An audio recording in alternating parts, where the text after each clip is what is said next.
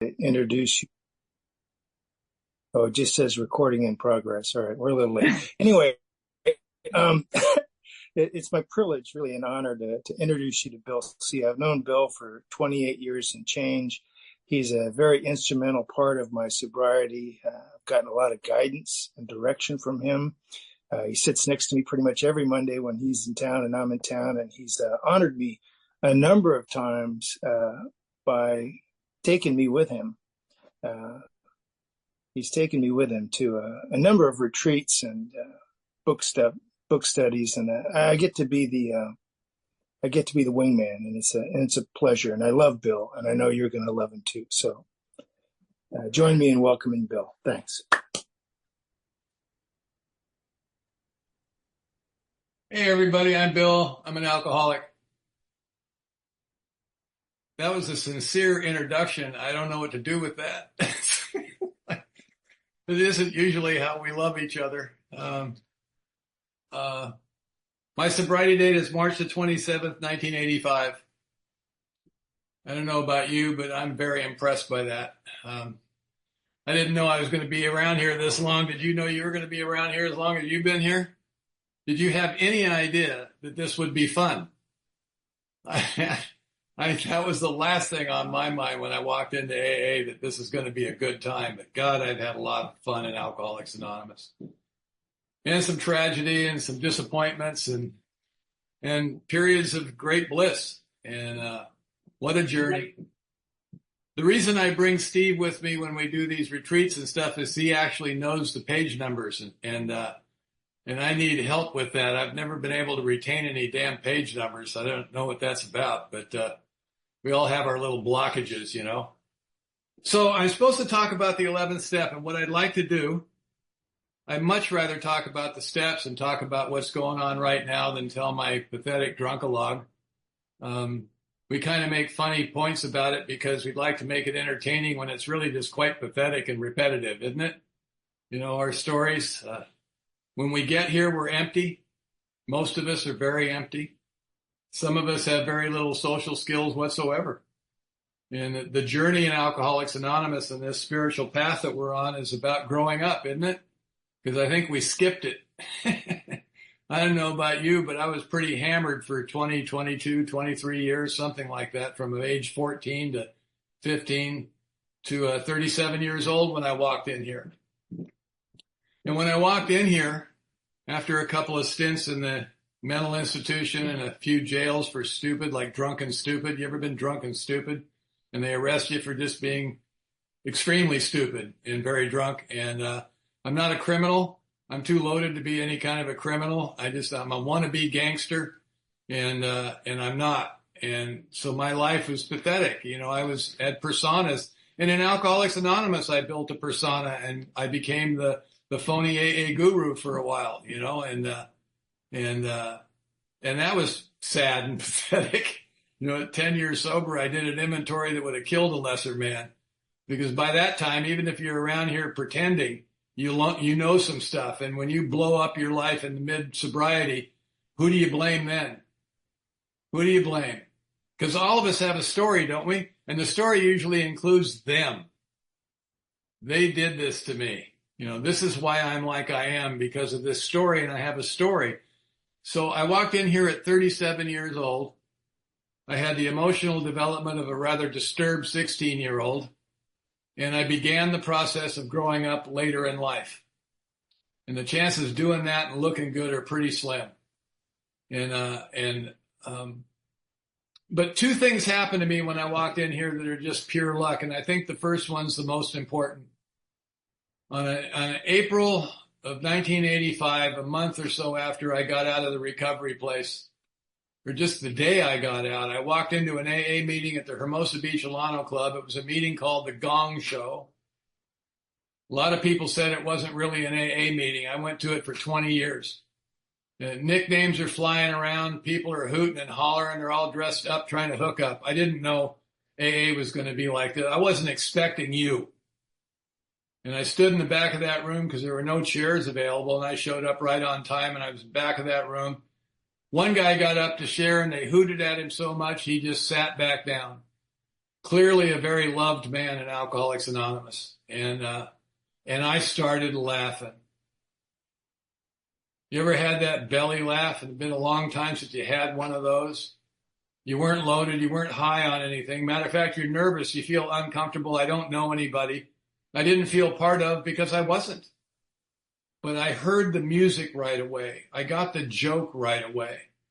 And I couldn't have described it like that then, but later on I look back and that's exactly what happened. 39 years later, I get the joke. I hear the music. I've always been able to tap into the energy of Alcoholics Anonymous, sometimes more than others. But being in a room full of people, most of whom are conscious of the fact that their life has been saved, you can feel that. Or at least I can. I feel that.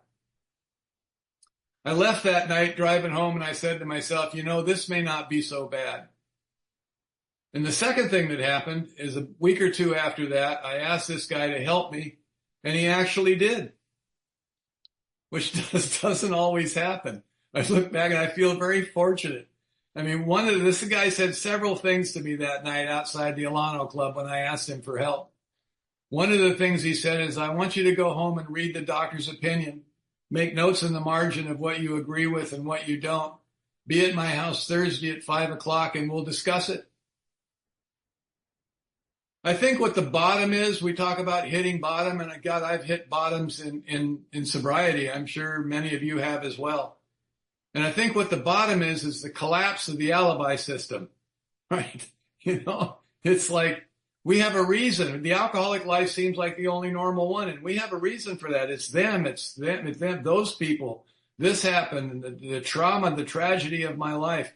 That's why I am the way I am. And for some moment, that alibi collapses, and there's a window of opportunity. And that guy inserted himself in my window, and I didn't argue with him that night. I went home and I did my assignment, which is not me. And I showed up at this stranger's house Thursday at 5:00, and he didn't trust me that I'd read it, and he had me sit there and read it to him out loud. I thought all of you were doing this. I thought must be a handbook. There must be a guidebook of some sort. And each week I went to this man's house and we read another chapter in the book and he guided me through the process. It's a very intimate act, that. Sitting alone in a room with somebody and reading the book, turning the pages, and whatever conversation is meant to come up will come up. And we developed a relationship. I've had the same sponsor for 39 years. I should have fired him several times, but he needs me now. I make him look good. I'm his most famous baby. and that man and I have traveled a good part of the world doing workshops and talking at places and retreats. I love the retreats. That's my favorite thing. That's usually what Steve and I do together, is we do retreats, and they're just very special things. And at 6 months sober, I did an inventory. I did a 5th step. And I had one of those experiences we have. And what that experience was, he told me after I got done with that, and I told him the secrets I was never going to tell anybody, when he asked me if there was anything that I should tell him that I wasn't going to tell him, and I told him. Those things that we think that's who we are, those things. And he said, when you go home today, when you walk in through the front door of your house, think about the guy that walked through that front door 6 months ago compared to the guy that's walking through it today. And I actually did that. I stood on my porch and I thought about that. And what came to me is, my God, it's going to be like this now. Everything had changed. I think that's a spiritual experience. That realization. Aren't most of them aha moments? An understanding that transcends the intellect, a feeling that there's been a shift, that I'm not separate now. Something has happened. 39 years later, that date of March the 27th, 1985 has more significance today than it did then. Something outside myself touched me. And the obsession to drink and use was lifted from me in my story right away. And it's never returned. I've had some interesting thoughts from time to time, but never the obsession. And Some years ago, I was with a pretty good time, big time Indian guru, and I was very impressed to be with this guy on my spiritual search. You know, an atheist spiritual search is a very interesting search. You know, you're trying to come up with something that makes sense that you can stomach, when really the truth is it's an experience, isn't it? More than a concept. It's an experience. And in AA, we experience it. We're touched. If you're sitting in this room tonight, you've had it. You may not know it, but it's happened, or you wouldn't be here. But I was with this guru, and I'm talking away because that's what I do. I'm a talker, especially when I'm nervous. I just babble away. And this man started laughing at me. And I said, "What are you laughing at?" And he says, "I love you, alcoholics and drug addicts." I said, "Why is that?" He goes, "So the rest of them out there are trying to get awakened. You're just trying to figure out what the hell happened. You know, isn't that the journey? Trying to get close to whatever happened. What happened?" And I think understanding what that is the booby prize. The experience is much more value. What an atheist does is he creates a God and then doesn't believe in it. Right? And sponsors say things like, "Well, I don't believe in the God you don't believe in either." And that's very confusing because I want to argue with you about it. And he didn't want to argue with me. One time he told me, he says, "Bill, we don't need you here. You need us. Resign from the debating society." You know, and I remember leaving his house that day when I thought, this is not therapy. This is something else that I'm involved in. God knows I've been shrunk a lot, you know, and I love the subject matter. It's all about me. And in AA, it really isn't much about us, is it? It's about getting out of us. It's about getting out of self. So it says in our book, before that 11th step quote, I believe it's on page 85. It's in the 10th step. And it says, Steve, I think, isn't that right? It says, our very lives, well, not that. What it says is the only thing that's going to save us and give us a life with some purpose, keep us sober, is the maintenance of our spiritual condition. So I'm a newcomer in AA. I have a job is to get one of those. Because, right, I don't have one. And so if I'm going to maintain it, I have to first get one. And this is not going to happen overnight. It's going to take some time before I get one of those. It also says in that paragraph that we're going to rest on these things called laurels, and that we shouldn't do that. And one of the definitions of a laurel is a past achievement. I didn't have any of those. And as a newcomer, I've got to get some achievements so that later on I can rest on them and find out why that's not a good idea. And this is going to take some time, right? You know, and because it's experiential. I'm not going to intellectually figure this thing out, develop a spiritual condition, and start maintaining it at 30 days sober. That's not going to happen. It certainly has not happened to me. So a while back, I was sitting thinking about what is this spiritual condition thing? Because what is it? What's it made? And do I have one at 35 or 36 years sober? How am I doing in the spiritual category? What's it look like to be me? Well, the very first thing that this man wanted to know from me when I was sitting in his living room that day is whether or not I thought I was powerless over drugs and alcohol. Now, for me, that was an easy answer because I was pooped. I was very ill. I had cirrhosis, and it was a lot worse than I thought it was at the time. As it turned out, 7 years ago, February, I had a liver transplant at 30 years sober. It almost killed me. You know, if I hadn't got sober in 85, I'd have been dead within a couple of years. That is not an exaggeration. I was a lot sicker than I thought I was. I had hepatitis C. They didn't call it that then. They said it was non-A, non-B, and it wasn't that big of a deal. They were wrong about that. And I was grossly overweight, and I was just a mess, and I was very, very tired. I think I was more tired than I was sick. I was just pooped. So it was an easy answer for me to say, yes, I am powerless. And I knew I was going to drink again, and I really didn't want to. But I had no faith in my ability to keep myself sober. I'd never been able to do it before. You know, why would I think it was going to happen now? So I could say to him, honestly, I am powerless.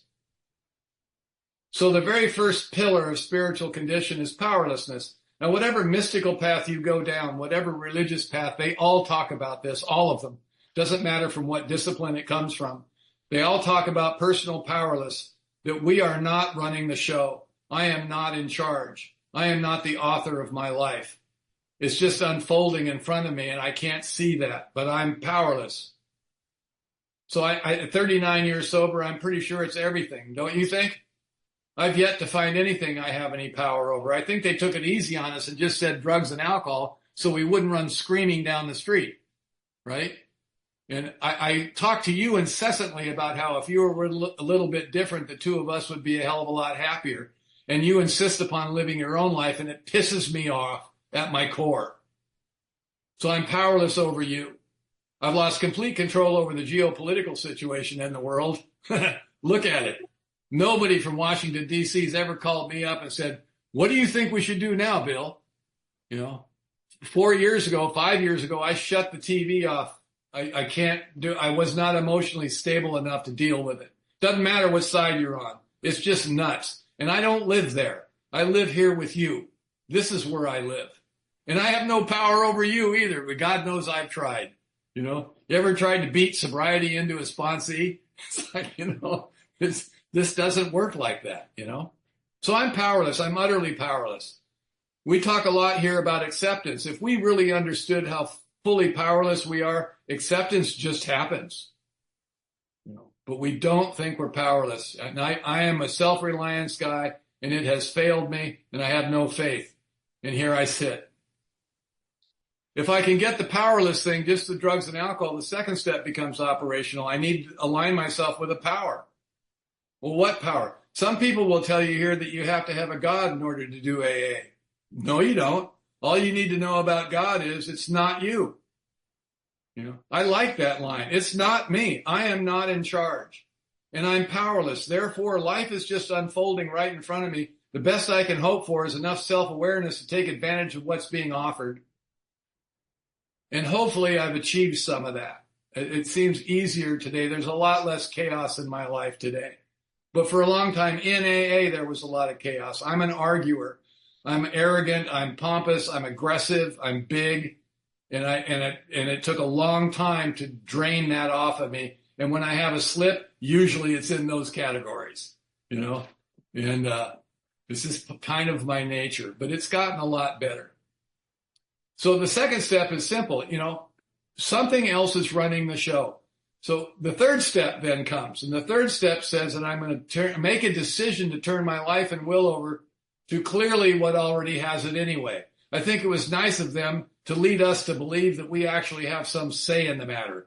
Well, I've been withholding myself from the totality of all things long enough. I'm going to acquiesce now and allow you to take me. Thank you very much. Where's my trophy? And we have long-winded discussions about the difference between my will and God's will, as if that's possible. My little ego loves the idea of having a battle of wills with the power that drives the entire universe. And what is God's will? Well, if you're wondering about that, I'm going to give you the answer. It may be worth showing up to this meeting. God's will is what's happening right now. What else could it possibly be? And I don't like what's happening right now. I'm looking for an alternative, and there is none. This is it. This is what we get. It looks just like this. And I have trouble with the way this is. What life and will are we turning over in this third step? It's the inventory, isn't it?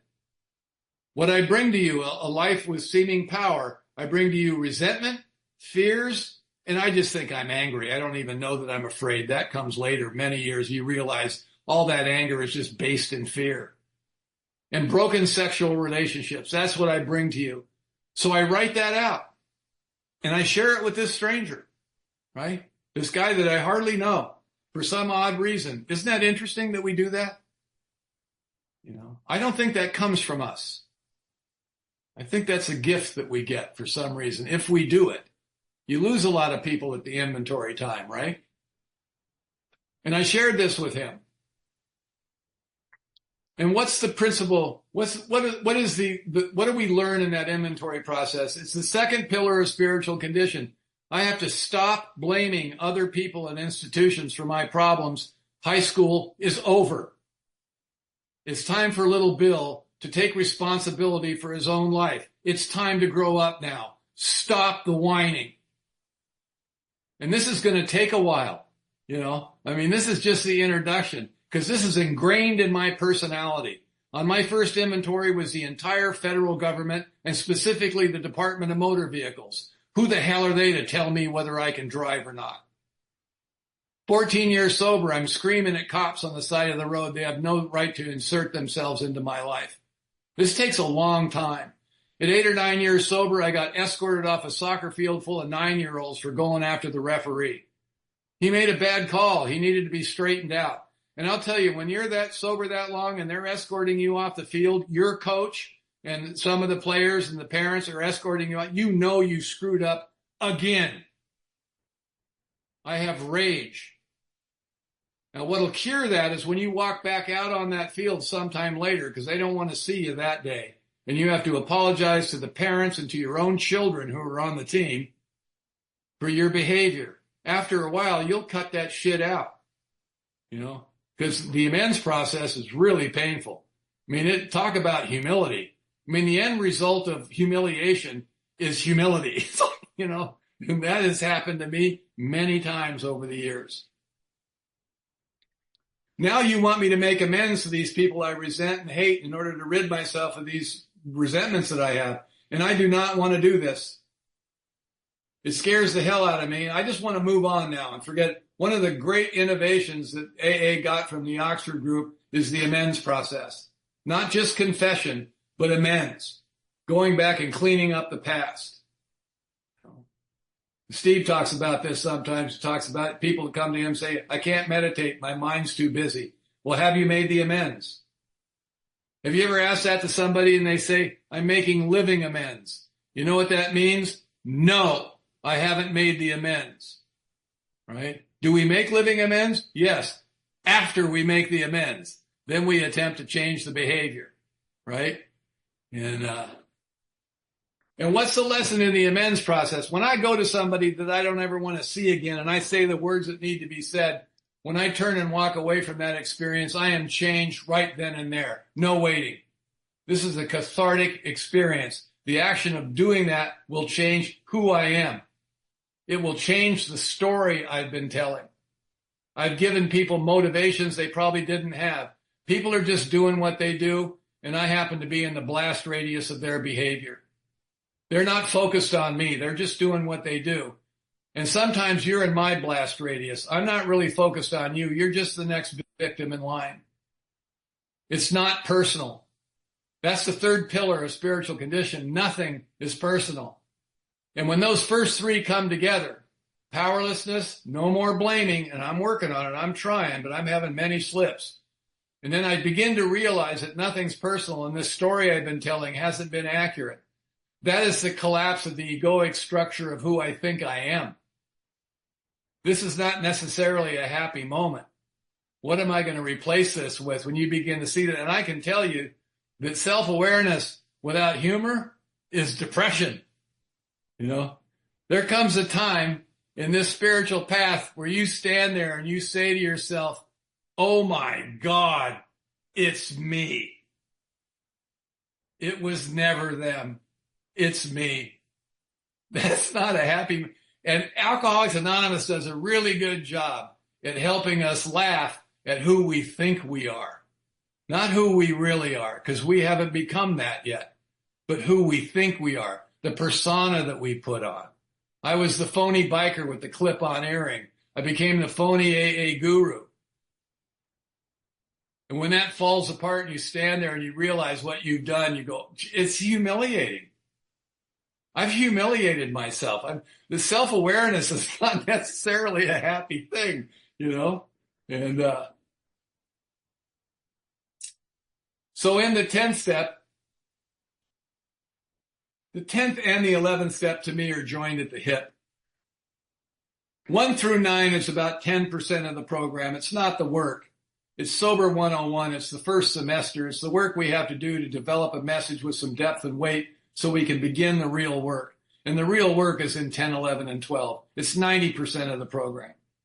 It's where we live. All the other steps are incorporated in it. We will continue to do inventory.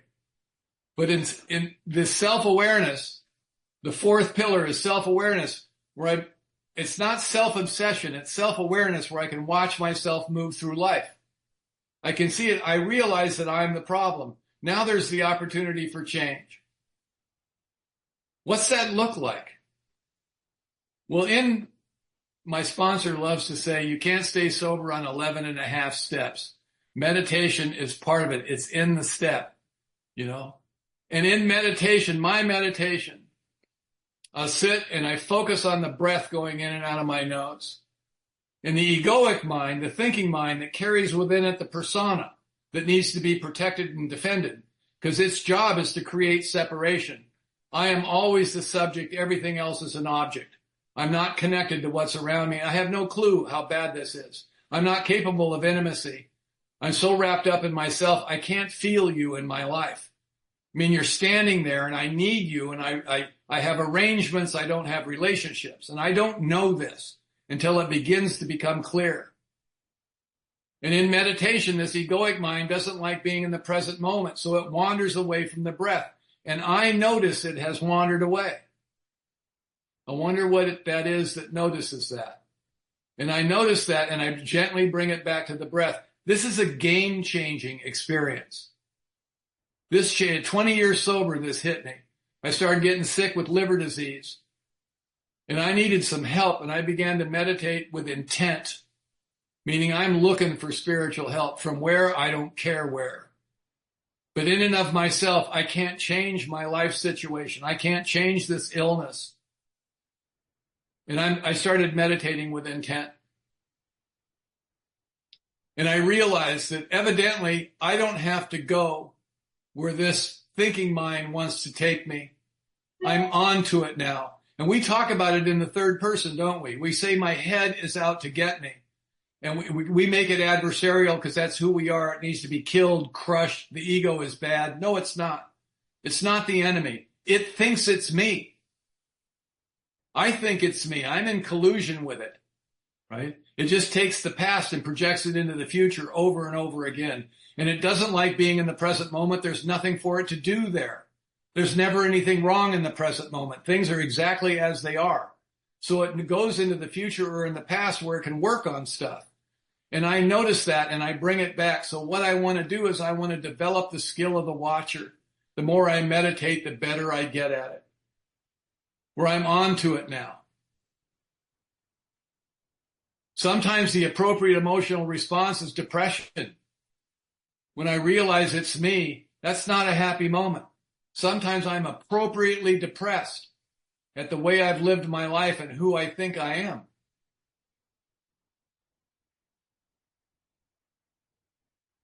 When I realize this and I start exercising that watcher, I asked this guru one time, I said, so who we are is the watcher, right? He goes, no. And I went, well, shit. And he goes, precisely, Bill. It is very difficult. Everything is a trap. I'm looking for answers. I don't know that there are any answers, but there certainly is experience. One time I was walking around the streets here, trying to get healthy again, and it came up with this creepy thought of something I may or may not have done when I was 9 or 10 years old. And I stopped in the middle of the street and I said out loud, really? You want to think about that now? Well, I'm just going to move on. Thank you very much for sharing. I know you're trying to help, but I'm just right here in the street and I looked at the asphalt. This is where I am. I'm not 9 years old anymore. I don't want to relive that over and over and over again. And it still does it, but I'm onto it now. I'm onto it. And we got a game going here. You know, I want to be right where I am. And how often are we exactly where we are? Probably not very often if you really look at it. The final pillar.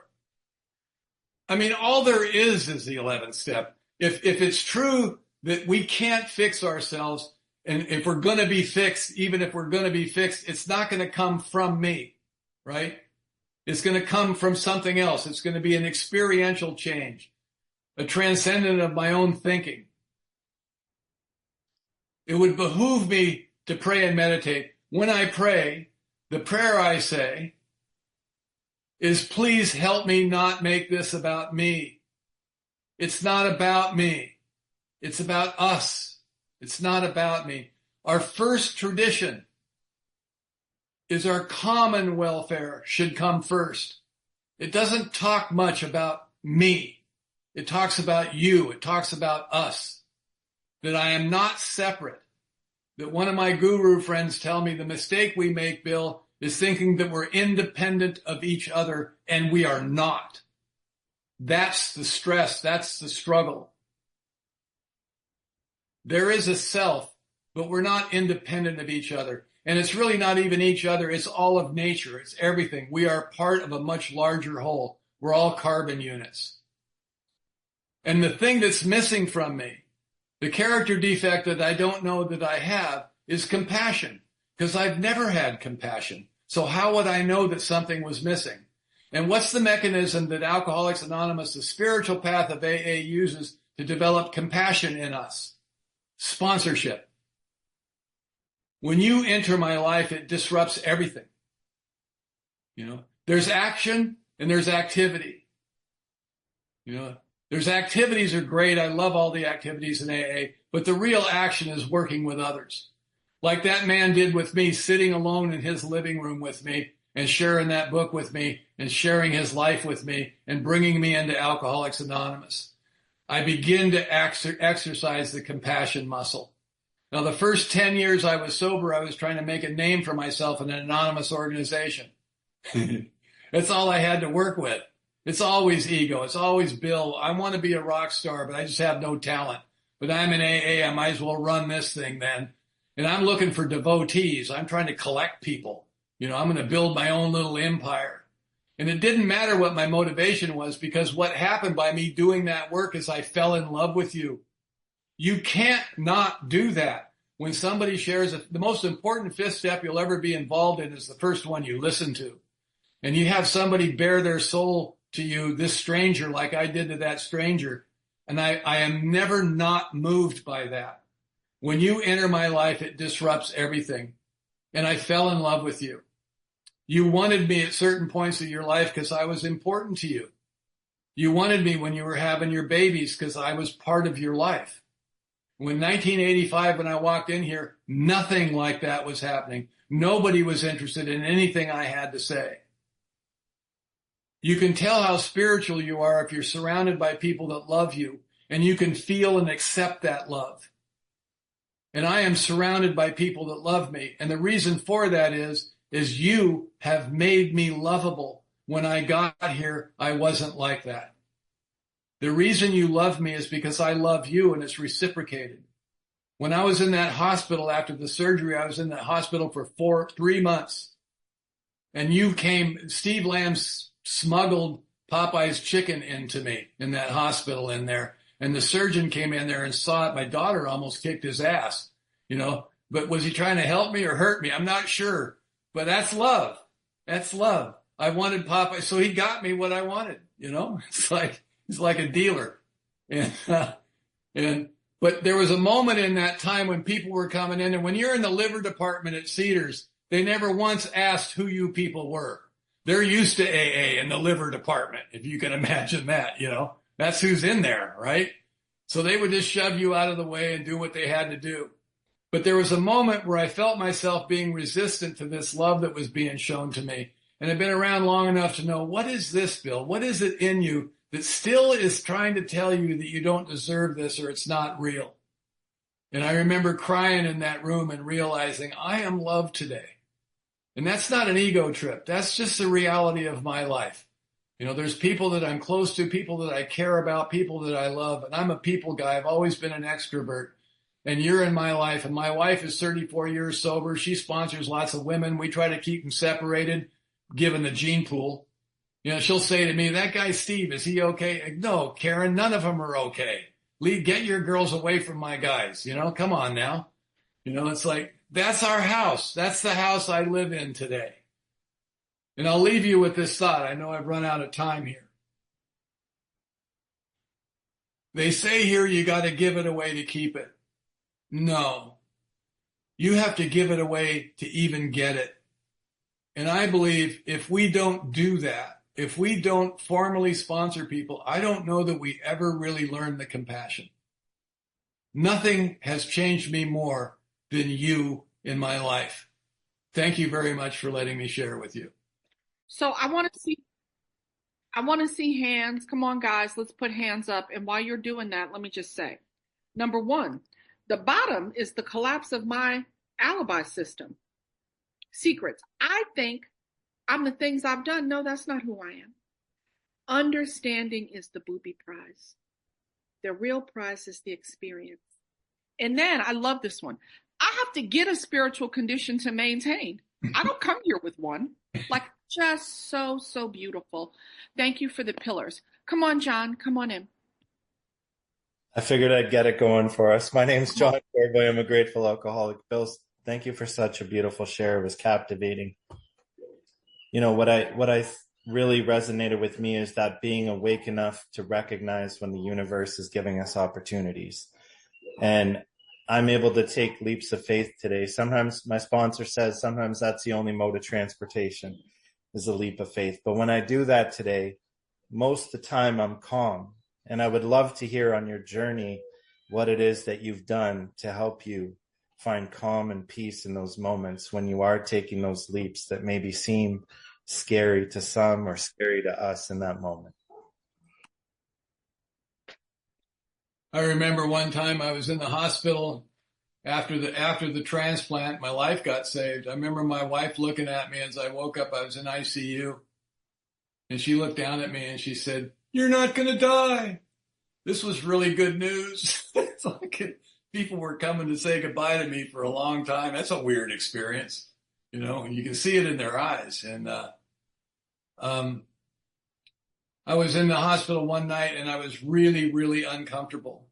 I was just, you know, I couldn't move. I had all kinds of stuff hooked up to me and I couldn't roll over. I had shrunk down to like 190 pounds. I lost all my muscle mass. I couldn't stand up out of a chair and I was stuck in that bed and I was just so uncomfortable. I was just whimpering. It just was more uncomfortable than painful, but there was a lot of pain. I had metal stitches all through me. And so I said, man, I need to meditate. I need to meditate. And I got quiet and I breathed and I was meditating. And at one point I burst out laughing because clearly what I was trying to do is change the situation, you know, and that's not possible. What I needed to do and what I did do is relax into what was happening and stop the struggle against it. And isn't that life? Isn't that the present moment? I mean, you're in a tight spot. You can't change the spot. You're going to have to go through it, and you're struggling against it. You're complaining and about this and that, and what you're expecting, what I'm expecting is I believe that things outside myself need to be different in order for me to be okay, and it just doesn't work like that. And I can remember sitting in that bed and just breathing, just big, deep breaths, get some oxygen to the brain, and just relax. And the struggle stopped. I just relaxed into the pain, into the discomfort. Didn't mean it was a happy moment, but struggling against it makes it worse than what it really is. The fear of what might happen is much worse than what's happening. I think that's true throughout life. And on a good day, I try to do that. Thank you, Bill. Sarah, please come in. Hi, Alice. Thank you. I'm Sarah. I'm an alcoholic. Bill, thank you for your share. So my question is, you said sometimes I'm properly depressed with my past. Is that right? Well, sometimes the appropriate emotional response to a situation is depression. I mean, sometimes I'm appropriately depressed, you know. It's like people talk about I suffer from guilt. Well, when I suffer from guilt, it's usually because I'm guilty. And I don't like the feeling of being guilty, you know. You know, if I feel shameful, I know some people talk about I suffer from shame. Well, when I feel shame, it's because I've been shameful. Now, I know that people have, you know, chemical imbalances and the depression. I don't have depression like somebody that really suffers from depression, but certainly sometimes I feel bad or I feel shameful because I have been. And we have a mechanism for that. It's called the amends process. It's like owning it. I have to be responsible for how I feel and how I behave. It says in the book, whenever I'm disturbed, it's always me. That does not mean that the other person is innocent, but I have to own my own emotional state. And if there's retaliation, I have to own that. If I behave badly because I've been wrong, that's on me. I have to be responsible for how I feel. And when that began to really happen for me, there's a lot less chaos in my life. Sometimes people want to come up and argue with me about something, and I just don't. I don't need to engage in that. A friend of ours, Steve and I, Scott Redmond, used to say, he says, I want to help you, but I don't want to be a psychotic participant in what's going on with you. And there are some people that just feed off of negative energy. I try to avoid that. I don't need to engage, and every time I disagree with something, sometimes I just need to be quiet, walk away nicely, smile, and walk away. Calvin, you're up. Oh, hello, everybody. My name is Calvin. I'm an alcoholic. Thank you so much, Bill. Thank you. And, I remember the first time I really met you was in Nashville when we was up on top of that mountain that we couldn't get no phone reception. We was high up on a mountain at a retreat you did, and it was a profound retreat. Then you came to the Jersey Shore and you did a retreat, and I had the opportunity to be there with you. And you always carry a strong message. But I wanted to ask you something. You had said at one retreats more so, and you said something about climbing the AA corporate ladder. I always think about that, and you got up there and you found out wasn't nothing there. Could you just expound a little bit on that, if you could? Yeah. Well, it looks like there's a hierarchy, right? And I want to be in that. I want to be in the in crowd. So there's levels of sobriety. Level 1 is when you're just working the steps with your sponsor and you're helping guys. You're just doing regular old, plain old AA, Level 2 is when you become a teacher. And then when you're a teacher, you don't have to do the work anymore because now you've transcended the work and you're teaching the work, right? And then level 3 is when you find out there's no goddamn levels, right? And I can tell you, when you get into level 3 and you think you're with some people that are in that level, they're laughing at you because they know you think they're the hierarchy because that's what they thought. And they'll let you in, but they'll laugh at you because you know that. And there comes a time where you realize, oh, hell, I'm full of shit again, there's only one level. It's just us. There's no hierarchy, Scott Redmond said to me one time, he said, Bill, there's no hierarchy. And I go, yes, there is. And you're part of it. And I'm trying to get close to you. And he just shook his head and walked away from me. But you have to go through that to get to the other side to see the truth of that, Like I'm almost 40 years sober. So that gives me some credibility in AA, right? You know what credibility it gives me? Is that when those guys like me are trying to get in with me, let them in. That's about it. Let them in.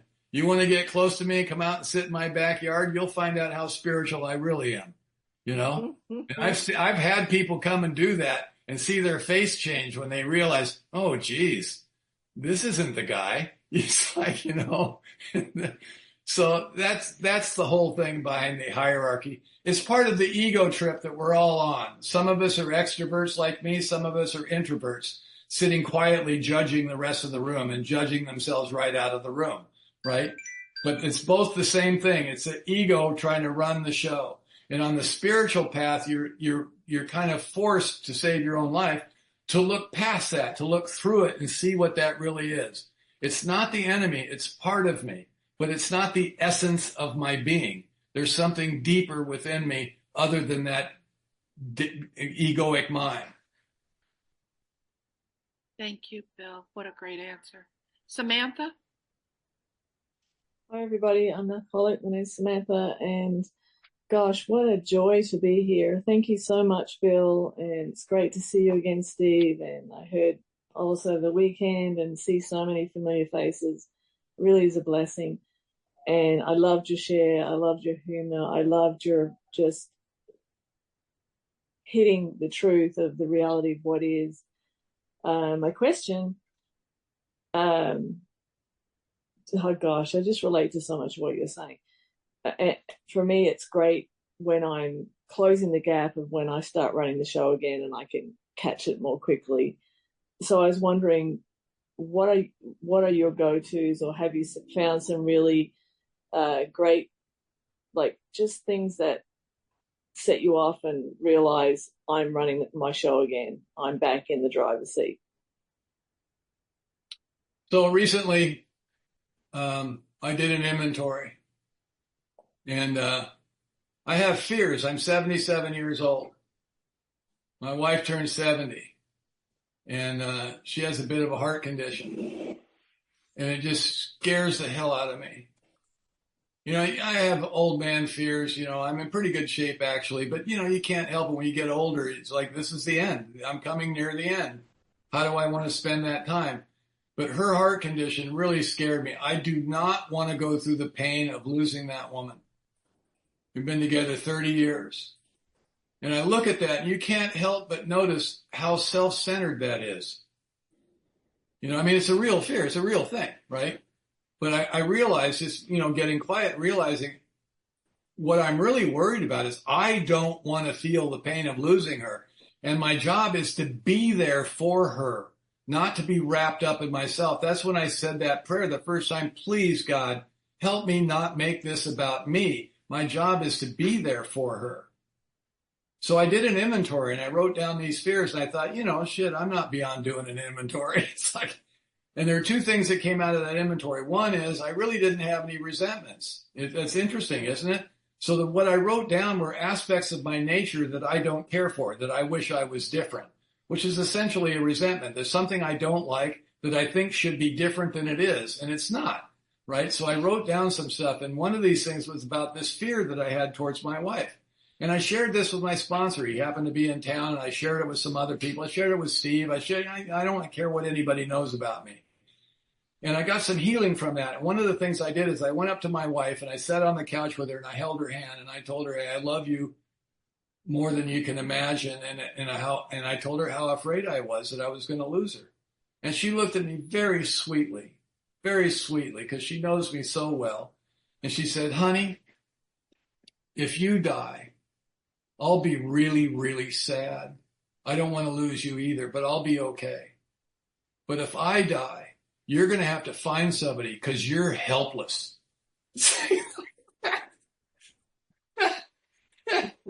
So sometimes in Alcoholics Anonymous, we replace fear with laughter when we realize how silly we are and how self-centered. Doesn't mean it's not real.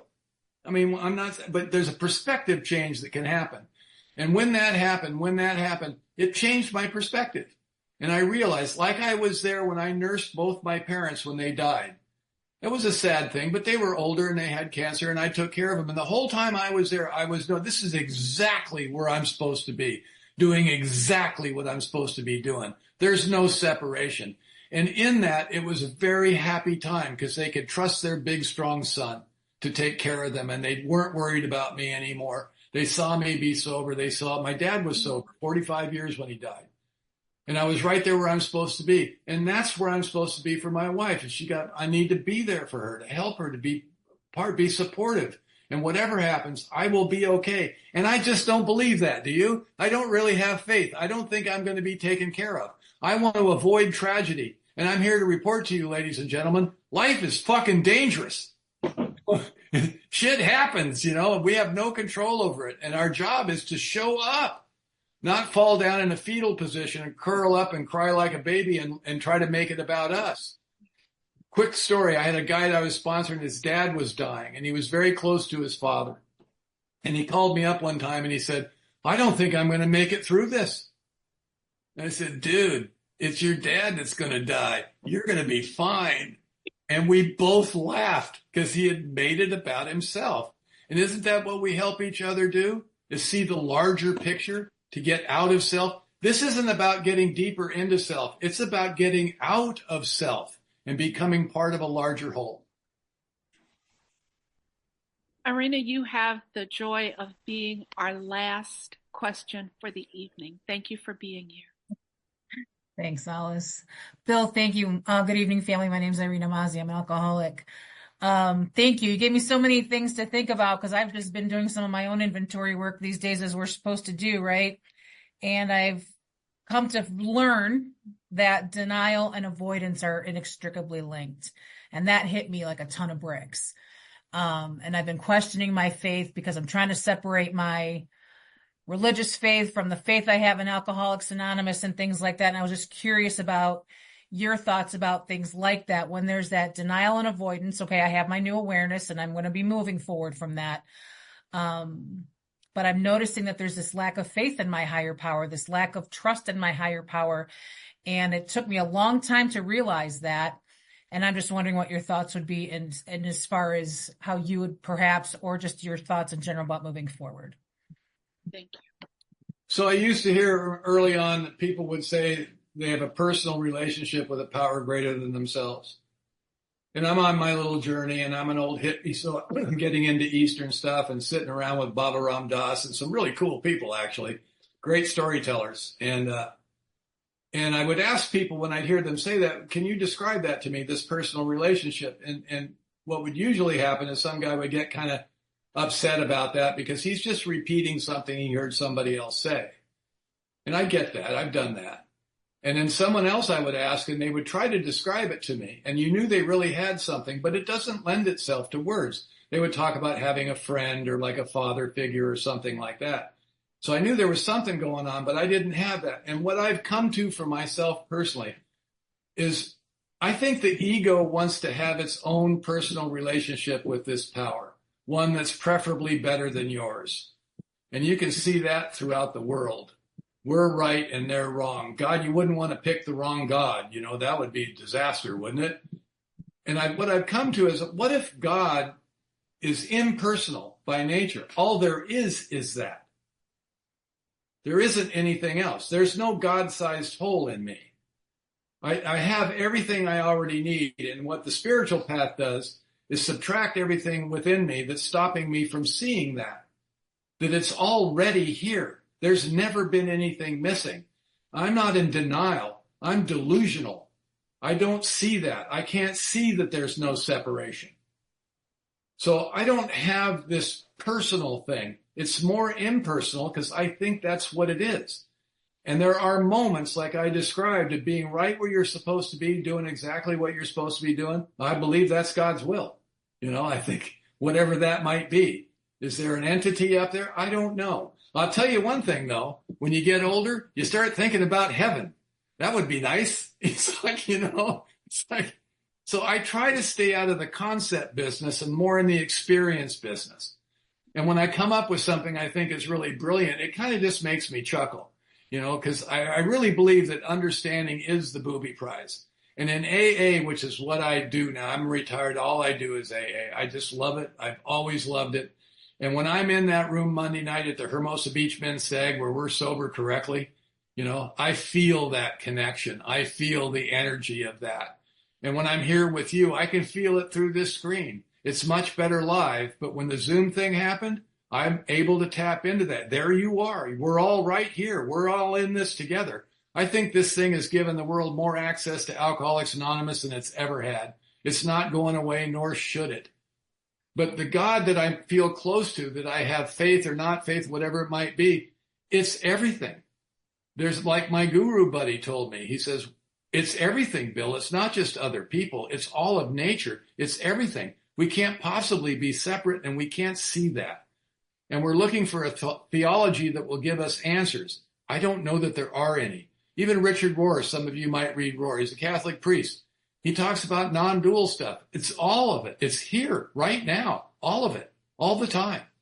You know, and sometimes I can feel that. I've had meditation experiences where I feel connected.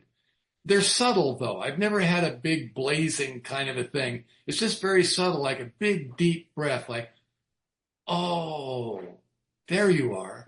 I was sitting out in my backyard one time. We got these big birch trees back here, and the wind was blowing really hard. And I was meditating, and I opened my eyes, and I looked at it, and what came out of me without even trying was, there you are. it still chokes me up. Sometimes you can see it. Sometimes you can see it. Thank you. I want to thank you, Bill, for being with us this evening. Thank you, Lamb, for showing up to do the intro. What a beautiful evening. Michelle, back to you.